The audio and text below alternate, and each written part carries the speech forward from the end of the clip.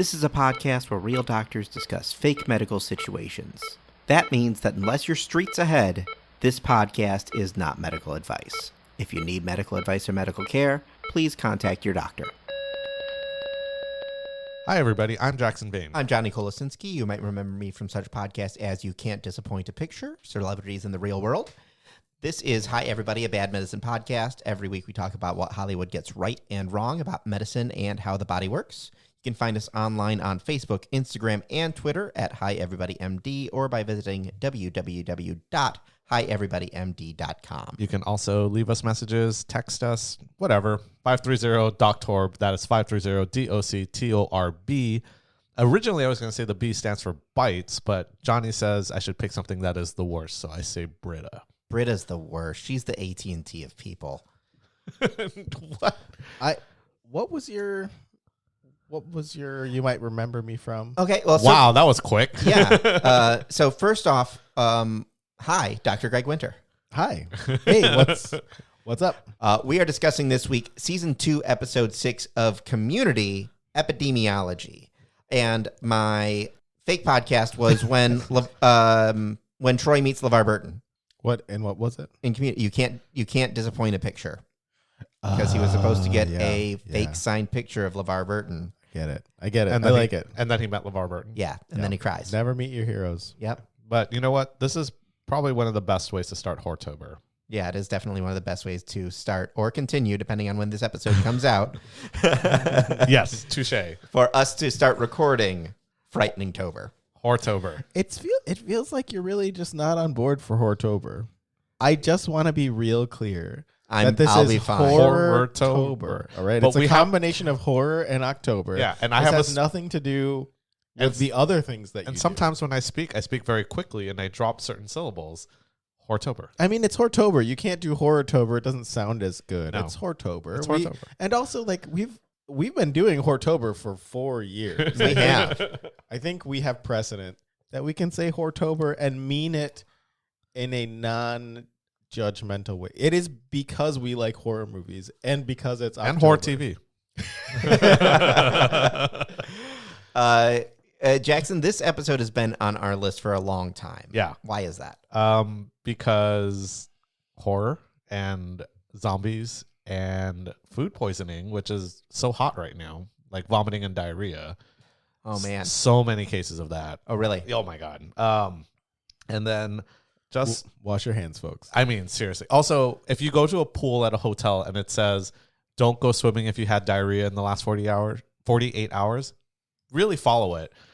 Because or you know what? Just don't go in the pool. Or if you do, don't dunk your head underwater. If you see other people in the pool, don't go in the pool. I think that's maybe the safest way to do it. I mean, I was at like a hotel, I think 2 weeks ago, and that water was definitely cloudy. Murky. Murky's good, like a hazy. Nice hazy IPA. Man. Yeah. Let's open with what we think the episode was about. We've already done an episode on food poisoning recently.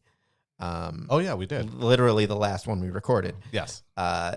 And so as far as obviously you can get food poisoning from poorly stored military rations. I mean, I think that was clearly not military rations. Yeah. I think that was some sort of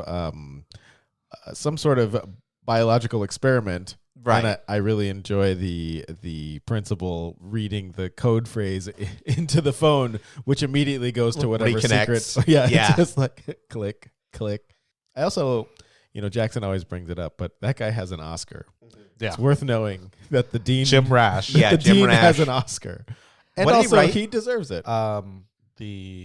Is it like Little Miss Sunshine or No, it's something? like not Descendants. It was like something kind of along those lines, and I can't remember. It'll be in the show notes because we can't remember. Yeah. But MREs are supposed to last for a long time. Yes. I think when my friend MREs, meals ready to eat, meals ready to expel, meals rejected by the enemy. These were like heard that one. These were slang terms that I remembered my residents teaching me about MREs. I did really enjoy. There's a YouTube channel I like with Steve 1989.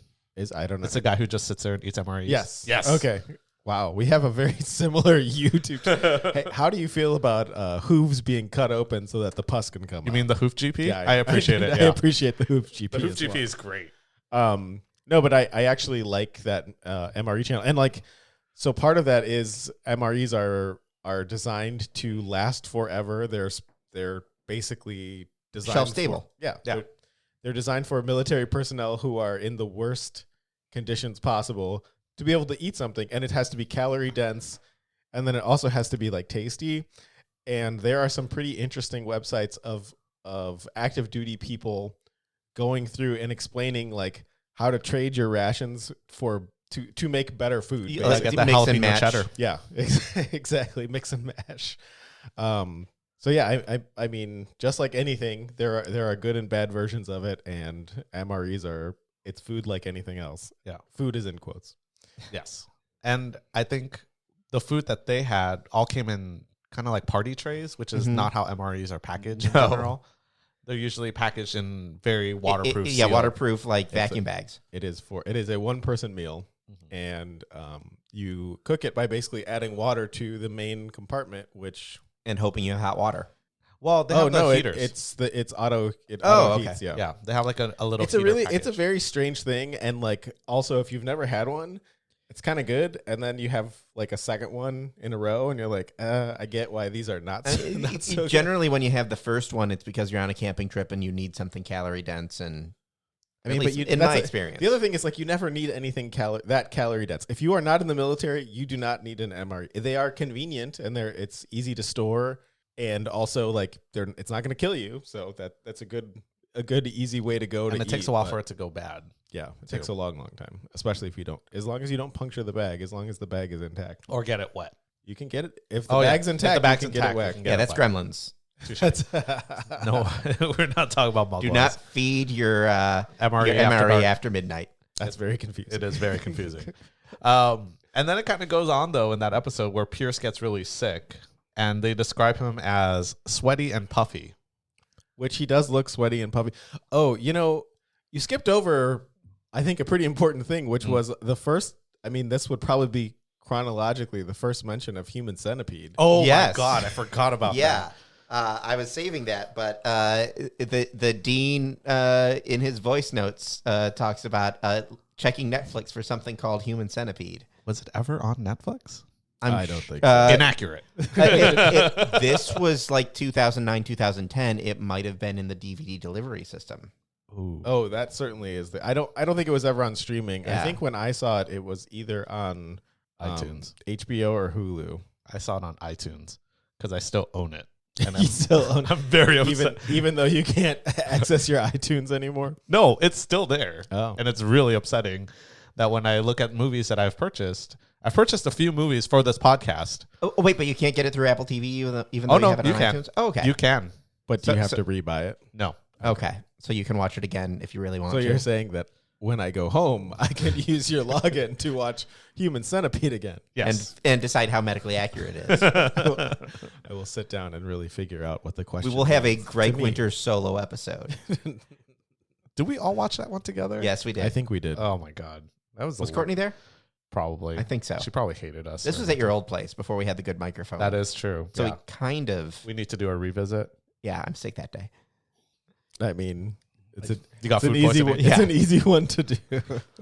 How medically have- accurate is it? we- 100%. we really Compares have to to the human fill out centipede. Yeah. Hortober. So Yeah. It's an easy one to do. But yeah, that it was Greg brings up a good point. It probably did come through I don't know. I think I brought up that point. Johnny did. Yeah. Johnny brought up a good This is point. going to really confuse Greg's dad. Oh, he doesn't listen anymore.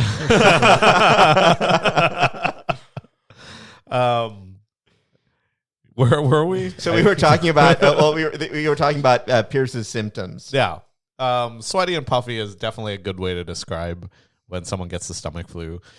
I think the best way to kind of think of it is all your blood kind of rushes to your stomach when you're sick, and it's kind of churning through. So you get really pale and clammy because all the blood's kind of rushing out of your head and your body in general. By head, I mean just like your skin.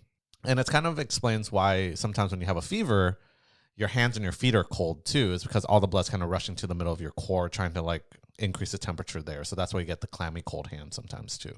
I'm going to ask possibly the dumbest question I'm going to ask this year. Is increasing the temperature in a hope to kill any bacteria, or is it just because that's a side effect of everything else? Wow, I'm so glad that you said that. Part of the way that we avoid stomach flu and this type of illness is by keeping your food at proper temperatures.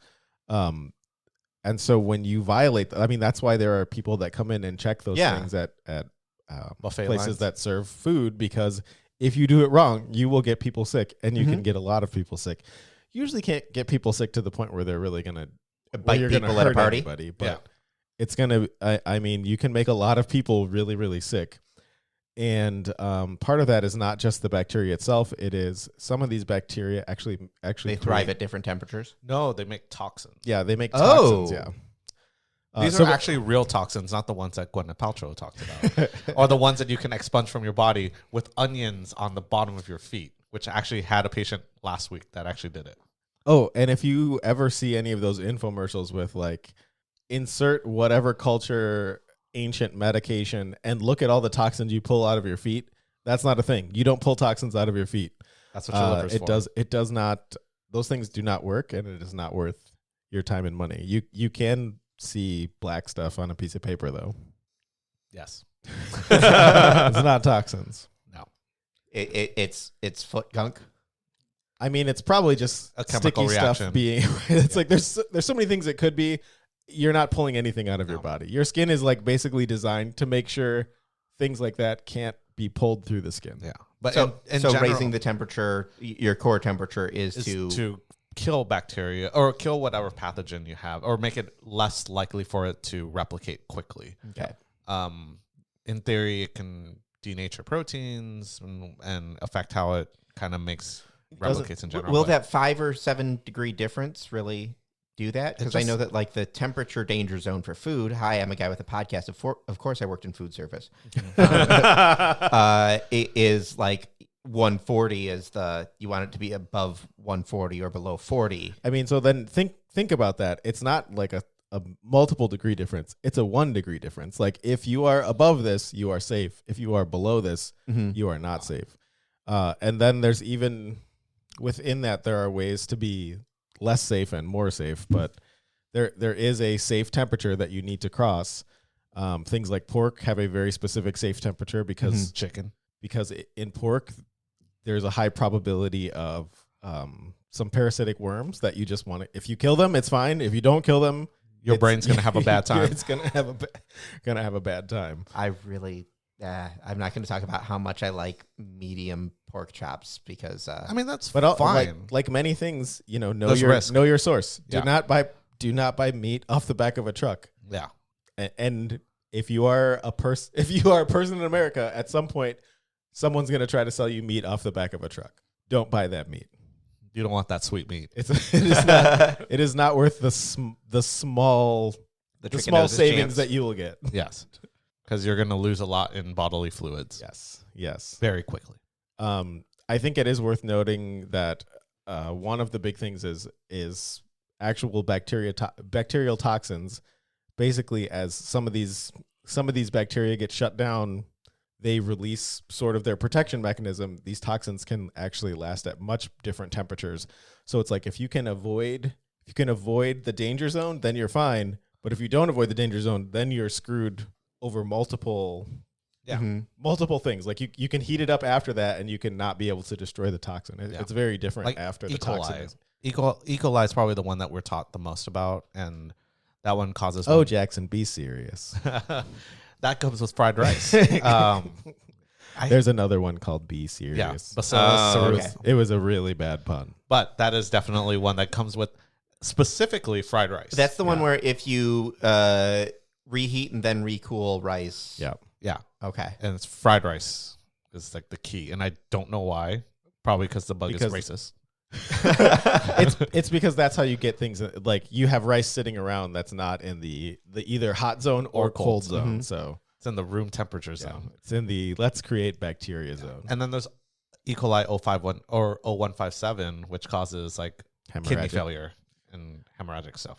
But it's really it's okay. really kidney failure. These are like very med schooly questions that I get to deal with. I haven't thought about this in a long time. I actually had to think about it the other day, and I'm like, oh, come on, med school stuff. You have new Terrible. residents though.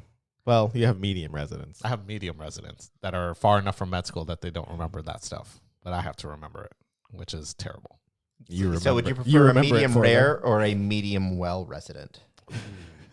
I mean, it has to be rare. I think the problem is when you know a little bit, you start to think you know a whole lot. That Dunning-Kruger effect? Yes. That is exactly what it is. And I think there are exceptions. There are residents that come in and think they know what they're doing. Residents usually come in in the beginning of June. That's when a new July. Okay. I don't have residents, so okay. But basically it's like that's when new people are in the hospital taking care of people, and that is where you can have a lot of potentially avoidable mistakes. But it also depends on who your residents are and who their teachers are, because if you have a cautious teacher, right, they will catch those mistakes. Right, exactly. You can't rely just on residents to do all this stuff, which is what I tell my residents all the time, is that I'm the safety net to make sure that we don't lose anything. It was always kind of weird to me that there were residents who are, I mean, we're in our first year learning how to do stuff, and they are people that there are certain ones that think that they know everything. And it's like, all I ever wanted was to not be the stopgap. I always wanted to make sure there was an attending or somebody else. And yet there is a group of people who... Are you telling me you want to have the more attending? Yes, that's correct. The attentive attending? The super attending. I mean, as someone who was training to do family medicine, I certainly don't want to show up in the ER and pretend that I have any idea what I'm doing. But there are residents who will do that. That definitely do that. And we call those the good doctor. That's what they call him on that show. They also call him a surgeon and ER doctor and all sorts of doctors. I know we haven't done an episode. We haven't done a medical drama in a while. I know it's coming, and it's scaring me. I recommended Doogie Howser. I like the idea of Doogie Howser. But maybe when we're done with Frightening October. We've got some specific scary movies to do. Yeah. Then we could do Nostalgia November. Ooh, okay. Fine. Good. Fine. You guys were all about your alliteration. I recommend Doogie Howser for Nostalgia November. Can we go back to... go back to Community. What did you think of the doctor's suit? I thought that was really funny because it's also like, hey, that's a really easy costume. You throw on a white coat. You don't even have to throw on a white coat that says MD on. Just put on a white coat, and if you have a stethoscope, you are a doctor. Yeah. You have become a doctor. I think I wore my dad's pharmacy jacket at one point. And Doctor. Yeah, and doctor. It made me laugh that then the banana was a doctor. He's like, no, I'm a doctor. I know enough of you guys now to know of you guys. Yeah.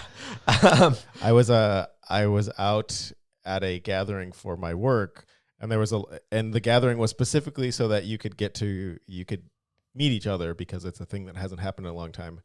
And one of the doctors that I met was a ophthalmologist, and he was explaining to me how he didn't understand how I could do the work that I do. And I was like, yeah, but you touch eyeballs. You do impossible work. So Ew. it takes all kinds. We all have our niche, and we all have our place in medicine. And he was also telling me, like, there's no way that anyone could possibly think that you are a hospice doctor. And I was like, oh, all right. I think a lot of people would think that you're an ophthalmologist. Probably. But he was a very nice guy. Fair enough. But I know you enough to know that you would never go to a costume party in scrubs. Yes. Incorrect. I would go to a costume party in scrubs because I would just be in scrubs because they're my pajamas, and the place I live, it's okay to wear pajamas. I mean, Johnny knows I hate wearing my scrubs outside of work. I've seen it twice. I think it also matters kind of what you. So the scrubs that I wear around when I'm being lazy are not scrubs that I wear to work. They're actually from residency. They're very comfortable. They were stolen from the hospital. They've been worn through to a fine mat. You can see through. You might not be able to wear them in public. Right, exactly. And all the scrubs come from the same place. Yes, the scrub room. They do at the come hospital. from the scrub room. Yeah. But yeah, you would. It would be a very strange thing to see somebody wear the scrubs that they wore to work and wear them the rest of the day. Although sometimes I do that, but I also don't see nearly as much goop as Jackson does. So Yeah, I try not to as much as I can, but sometimes you want to just see your friends, or go to a burger place that just opened up. Sometimes you really want a burger. Yep. Oh, my burger is warming up in my car. I really would like to eat that burger. You know what's funny? That was the last time one of the first times I wore my scrubs outside of work to get a burger. Yep. The last time you wore your scrubs out of work. I actually went and got a burger. Yep. I think there's a pattern here. Burger scrubs. Also, the lesson is feed your doctors so they don't have to do that. That's gross. Yeah, but those burgers were Burgers were good, and it was fine. Good. It's just feed us better. I totally understand why there is a group that can look at someone wearing scrubs and immediately sort of judge them, but also people have very different jobs in their scrubs. Yeah. My dad, a pharmacist, Right. had scrubs. But when I wear scrubs around, they are not the scrubs I wear to work. Mm-hmm. They are like my pajama scrubs. It means I'm still wearing my pajamas. Yeah. That's worth That means I just rolled out of bed Yes. and I still have not gone more than 50 feet away from my bed. Yes. I know that feeling well. You know how far we've gone through this episode? Yeah, we've gotten to my second line of notes. We have and gone through I don't think we've hit the credits 4 yet. minutes of this episode. Perfect. It was perfect. It was great. Banana costumes fitting. Yes. I mean, I was the more surprising, I'm a doctor, because people often are, wait, really? You're a doctor? Yes, I'm not volunteering this for fun. I am a doctor. I feel like if one day for Halloween, I'll just wear my banana costume to the ER. And just be going as that doctor. Oh, I'm going as the doctor from Community. yeah. That would be my work costume that day. And just add a bite mark to your ankle. Correct. I did think the last episode that we talked about when we did Men in Black, which I enjoyed, but it's another episode where you can kind of see people's skin falling apart and breaking down. They do it, at least with Pierce, especially. They do a good job with makeup. Mhm. So he is. I think He I talked. deteriorated fast. Well, I talked about cyanosis before, so that's a fancy way of saying blueness around the fingertips and around. You can have perioral. Wow. Perioral cyanosis. So you could have all of those things, but one of the big ones is around the mouth, and so he has that. His lips are super duper blue, and he also has kind of this thing that shows up that I talked about before, where you can see those underlying skin as your skin doesn't do what it's supposed to do. You can start to see those the vasculature and the vessels underneath the skin. And it starts to become really, really, really prominent as the blood kind of pools. Is it kind of like how the Queen looked like when she was about to die? I didn't see the Queen. There was a picture the death. day before she died, and her hands were super purple. Oh, then I'm sure. I mean, that's so there's cyanosis and there's modeling. That's probably modeling. That's kind of even more extreme. Cyanosis is just kind of this subtle blue shift, whereas I'm showing Greg a picture. That's different. So she has senile purpura on the back of her hands. Okay. So that's just because her skin isn't good at repairing itself, and so elderly people, as they walk around and they kind of hit stuff, it's called senile purpura. Often you will see that in the hospital, but it's more because of poking and prodding at people a lot. But for just kind of your average senior citizen, you can see that on the extensor surfaces. So that's the back of the hands and the forearms and also the shins. Right, those are the places where you just kind of hit yourself. You hit yourself. It doesn't matter if you're younger, but as your skin loses the ability to repair, then you start to see that damage build up over time. So is that when you ask someone why are you hitting yourself? No, that's when you have an older sibling who's sitting on your chest, which is a lot of other problems with that. Fair enough. I could not help it when you just said when you hit yourself. Stop hitting yourself. Going back to Community, man, it's just tangent palooza. Him going around checking temperatures and just going, yep, it's food poisoning.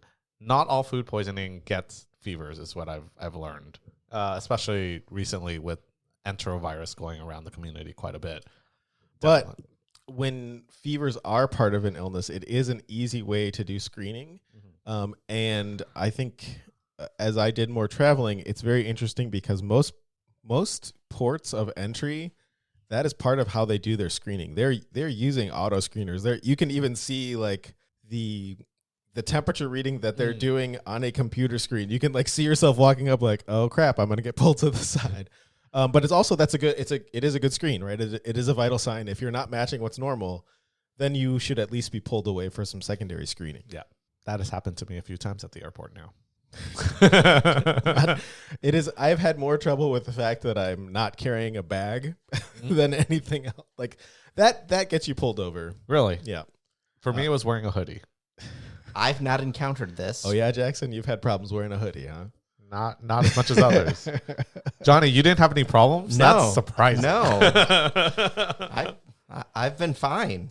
I've been randomly selected a few times. You know.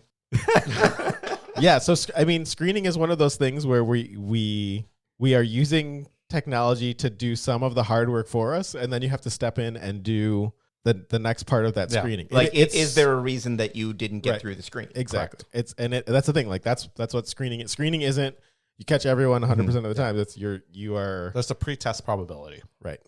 Actually, I mean that is the point of screening, is to make sure you don't miss.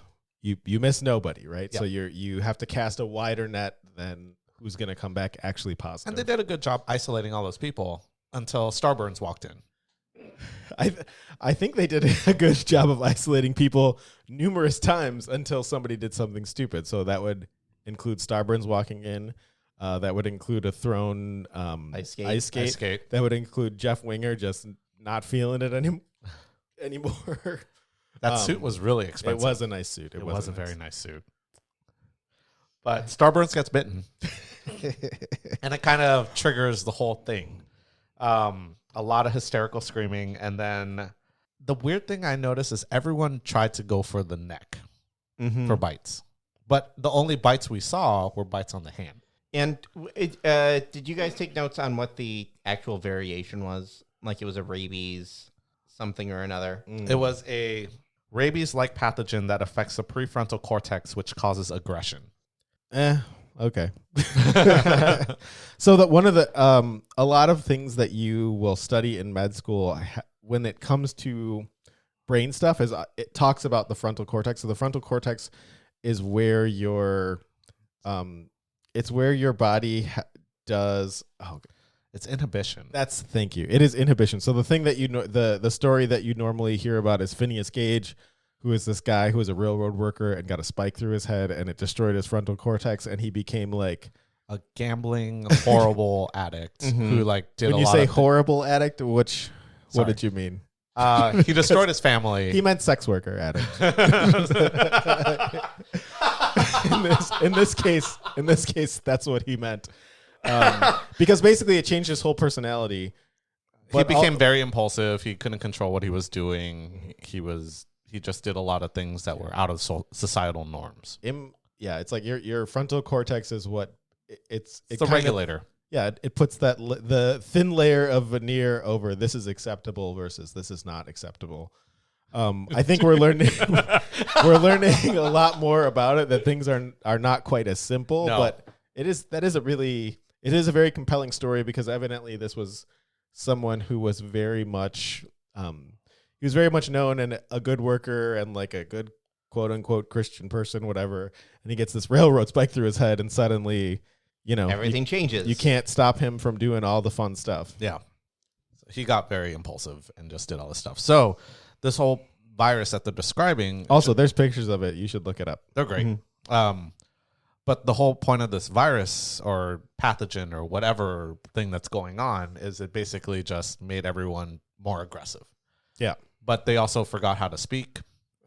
They all had slurred speech. And then they all tried to bite everybody. Within the course of 25 minutes. Correct.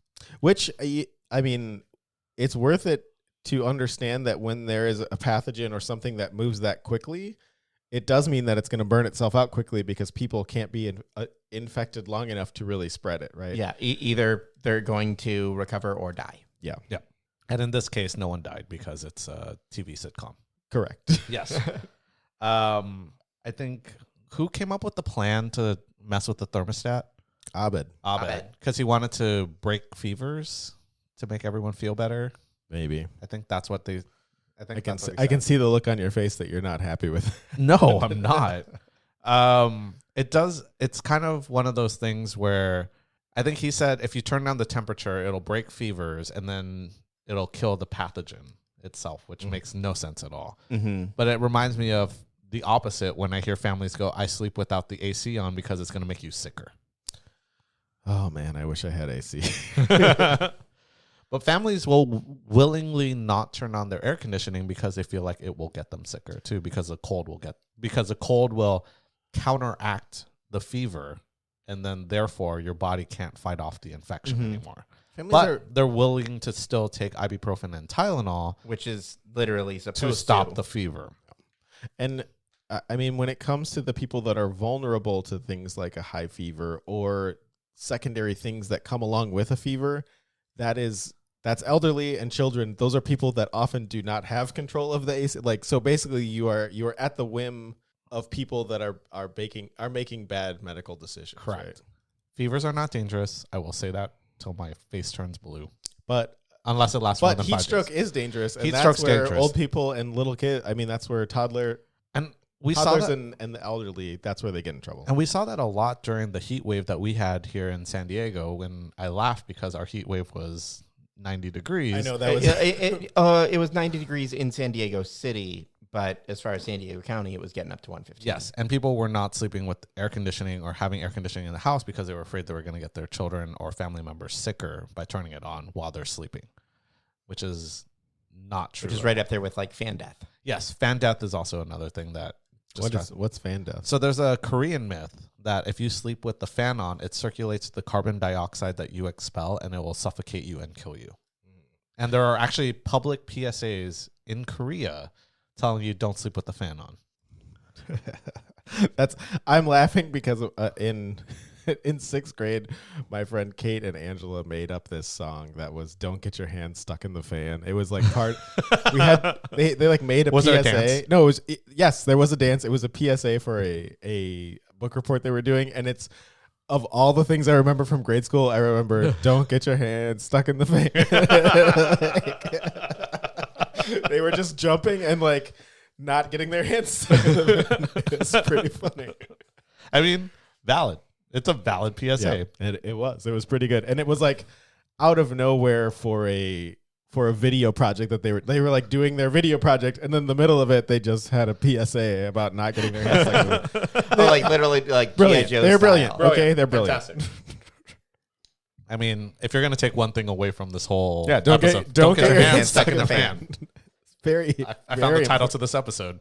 Oh, there's 6. There are 6 already. One of the things I thought was kind of in Community, there's always a lot of homages and call outs to things. Clearly, the xenomorph suit and the power loader, those are pretty cool costumes. I mean, if they were hitting on me, they would have clearly gotten my number. But the other thing I noticed in there is that they mentioned Doc Hollywood, and I feel like that's something that we should probably watch because that's it's like early 90s. It's with Michael J. Fox. I think Woody Harrelson. I know Woody Harrelson. I looked it up, but it's about a young, basically like a young resident traveling cross country trying to get to a new job as a doctor, and then he gets into a car accident and ends up stuck in this small town, being their doctor, but also not knowing what he's doing. It's reverse misery. It is. It is reverse misery. He only breaks so many legs. But I just that was one of those ones that I was like, I've seen that before, and we probably should do that. Yeah. I don't know why I've always thought that was a Western. I mean, I thought it was. No, there's also another. There's one where ends up in New York as well, but it's like he's like in a law firm. It's like the exact same movie. No, that's Home Alone 2. Okay. But yeah, I mean, I think it even has a similar like, two word, 2-syllable name and everything. But I would watch Doc Hollywood. We've covered one of my last notes on this one, which is do fevers cause brain damage? Because that was Don't start that way. that was Abed's real concern. Why was it Abed that broke it? No, Troy that broke back in. Yes. Saying they're going to get brain damage if he doesn't turn it down. And I don't know if he's referring to the fever or if he's referring to the organism or whatever the pathogen is that's destroying their prefrontal cortex. Because that's how I understood it, but I could be wrong. I mean, the thing is, anything that destroys part of your brain, your bad. brain don't come back from that. But also, if something's destroying your brain at that point, it's destroying everything else. Yeah. So. It would be weird to have a focal brain destruction. I mean, that's like a House MD episode, right? Like, what's causing Isn't him that to what do this prions one are? specific? Prions, yeah. Prions are the only thing I can think of. I've literally only read that and not But heard it said out But loud. also, that's not a focal thing. That's That's the whole. That's your whole brain. That is mad cow disease. okay. Kuru. I have had more than one patient with mad cow disease. Really? And you have to report that to the county when it happens. And then when they die, the county's like, "Are you sure it's mad cow?" Like, yeah, I didn't make the diagnosis. Very like, sure. That's because a lot of other people think it's mad cow disease. I just happen to be at the end of it. Oh, Kuru. And Kuru. And also Kuru. I mean, that was the diagnosis we always came up with in morning report when we would go over a case. And the first thing someone would just yell is Kuru. And for those who are listening, wondering what Kuru is, you get that from eating human brains. And that came up on Scrubs, right? Kuru? Yeah. Was it Scrubs or House? Kuru? As a fake. They thought this was the diagnosis and it wasn't. I don't know. It's never the answer. It's never the answer in this part of the country. Yeah. Unless, I don't know. Not in San Diego. But oh man, the Bay Area. Well, I mean, it's just one of those things where like it is a Bay Area diagnosis where it can look like a lot of things. It is the because it comes with like psychosis and mania, and then loss of motor function. It's a very non-specific diagnosis until it's a diagnosis, and you can only diagnose it by autopsy. It's either brain biopsy or autopsy, but probably autopsy. At Just the point much you're ready like to diagnose Alzheimer's, you cannot diagnose Alzheimer's until you do an autopsy. Otherwise, we're just guessing. Yeah, it's worthwhile to know that. Because there's a lot of things. Oh, there's a few things that can imitate Alzheimer. It's just that you gotta be able to find the specific cells, and the only way you can The old tau tangles. the only way you can do that is if you take a sliced biopsy of the brain, and that's not a thing you can do in a person that is alive. Yeah, you kind of need it. Yeah. Can I just mention the one line that was really funny to me in this whole episode? Nobody is special in a pandemic. Yeah. I true. really It's like true. that comment because there's a lot of people to this day that still feel like I'm not wearing a mask. Yeah. They still feel very special in a pandemic. And that rings so true these days that you're not special. No one's special in a pandemic. I mean, in general, no one is special in medicine. That's how you have to treat it. But especially in a pandemic where you have to do it as a population control, you can't. If you start doing special populations, then the pandemic starts to squeak out. Well, you've brought up before that the VIP patients who get the special treatment because they know somebody on the board or whatever, they tend to have better experiences and worse outcomes. Yep. Very true. Because we're practicing much more defensively. And it's Because we're not doing anything to make them uncomfortable, and we're also sometimes not that's a testing brain them biopsy. Yeah. No, that's never a brain biopsy. We're gonna have Sometimes to kill you. And that's then a take lumbar piece of your brain. Yeah. But I think that holds so true. Like everyone thinks like I can't be the one who gets sick. And those are the first people to get sick. Yep. I'm still in Club Novid, which is ridiculous. And I'm like the one who's exposed constantly to COVID. I'm still not special. I still wear my mask at work all the time, even though there are certain loosenings of CDC recommendations as of the week we're recording this. But I'm still going to wear my mask because I don't want to get it and then learn And something bad happens. That's a meaningful thing. Like some people have a different risk profile than what a recommendation might be, and that's why people just need to calm down overall. Like just because someone's doing something that you don't understand doesn't mean, first of all, that you need to understand it or that it applies to you in a meaningful way. So just calm down. Everybody calm down. Yes. Don't yell at strangers is what I'm trying to say. For whatever they're doing. They might be doing things for different reasons that you don't understand. Just ignore it. They'll be fine. Yes, you can take care of yourself. Protect yourself. You can control what you do. You can't control what others do. Calm down. Thumbs up. Thumbs up. Speaking of controlling what others do you know what that "I love you, I know" quote is from? You mean from Star Wars? Yes. Yes. From Empire. Yes.